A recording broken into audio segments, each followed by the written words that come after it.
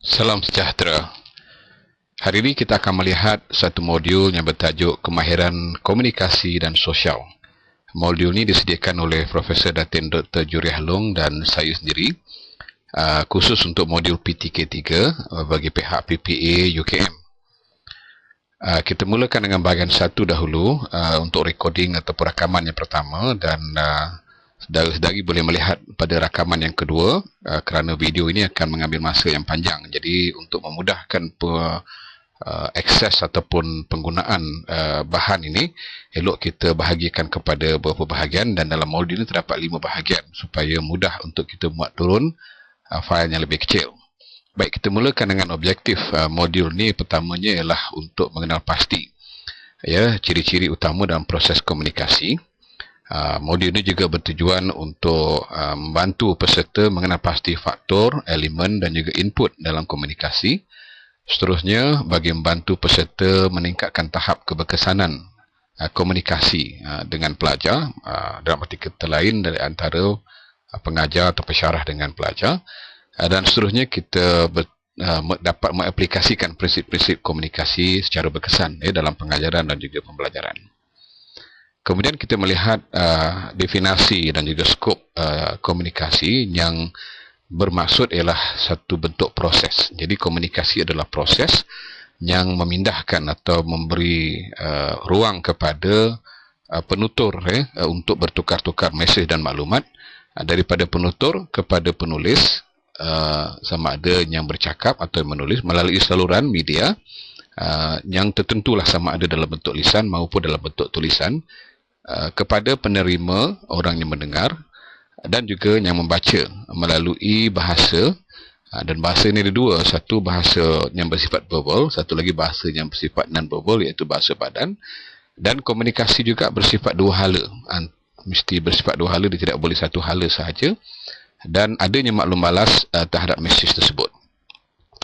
Baik, kemudian kita beralih kepada perkara yang tersirat dalam komunikasi. Ini ada 5 aspek yang mempengaruhi keberkesanan komunikasi, iaitu aspek spiritual yang tersirat, fizikal yang dapat dilihat, intelektual ataupun mental, emosi dan juga sosial. Jadi kita lihat kelima-lima aspek ini memberi kesan dalam komunikasi kita. Baik, dalam kita berkomunikasi antara satu sama lain, kita dapati adalah komunikasi ini satu bentuk fitrah yang semula jadi, yang tabi'i, yang sering kita bercakap dengan orang dan berkomunikasi dengan orang. Tetapi berlaku juga kadang-kadang kita tidak bercakap dengan orang, tetapi komunikasi itu tetap juga berlaku walaupun kita duduk diam melihat seseorang dengan mata yang tajam ataupun dengan muka yang masam atau garang atau gembira. Dan ini disebut bahawa kita tidak boleh tidak berkomunikasi walau dalam keadaan apa sekalipun. Malah duduk diam kita, tidur kita juga akan memberi mesej ataupun maksud tertentu.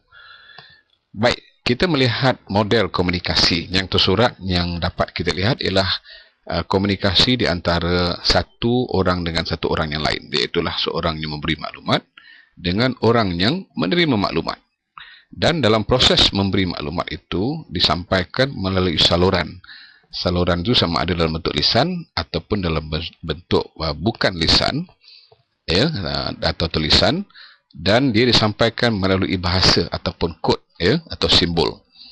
Dan di dalam proses komunikasi itu yang dikatakan dua hal, mesti berlaku maklum balas. Maklum balas yang dapat difahami oleh pemberi dan juga yang dapat dipahami oleh penerima.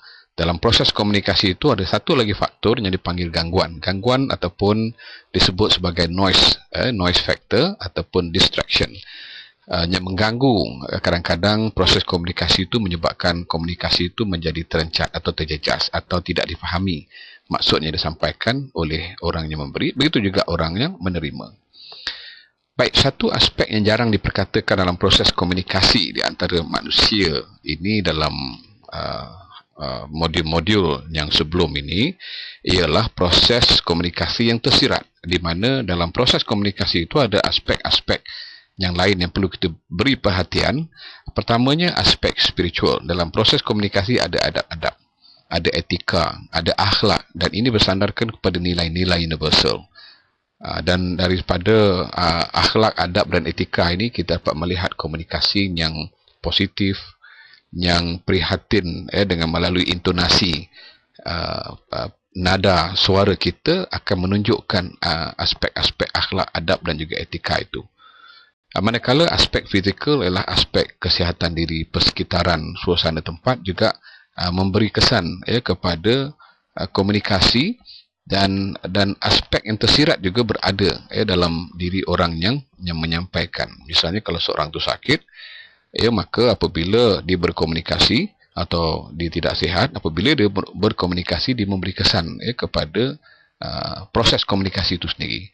Kemudian kita melihat aspek intelektual, aspek emosi, sama ada empati ataupun simpati, timbang rasa dan prihatin. Nah, ini semua bersandarkan kepada perkara yang tersirat dan ada kaitan antara satu sama lain dengan soal spiritual, dan ini juga dapat dimanifestasikan dalam bentuk sikap kita, cara kita hormat menghormati ataupun kita pragmatik dalam berkomunikasi, menunjukkan kita peka dalam proses kita bercakap dengan orang, kita menggunakan perkataan-perkataan yang sesuai mengikut tahap-tahap orang yang sedang kita berkomunikasi.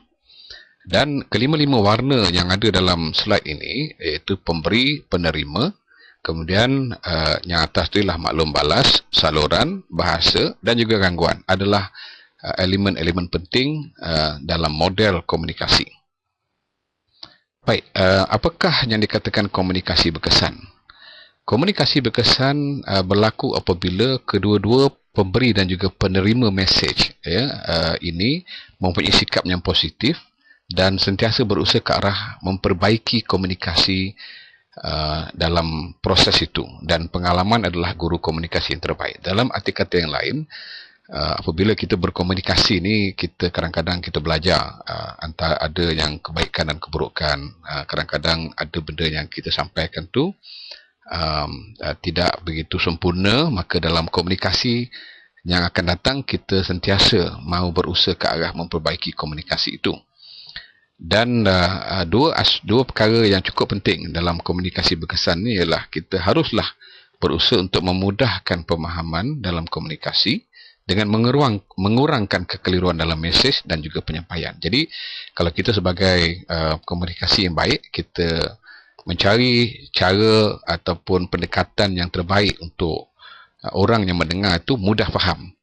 Jadi ini adalah satu cabaran kepada kebanyakan orang yang mengajar dan berkomunikasi dengan orang yang ramai, khususnya apabila dia menjadi pentadbir, ia menjadi ketua seumpamanya, supaya apa yang disampaikan tu mudah difahami dan dia sentiasa berusaha untuk mengurangkan kekeliruan. Nah, ini adalah perkara yang cukup penting bagi meningkatkan komunikasi berkesan. Baik, kita berhenti dulu dan kita akan pergi pada bahagian 2 selepas ini. Terima kasih kerana sudi mendengar.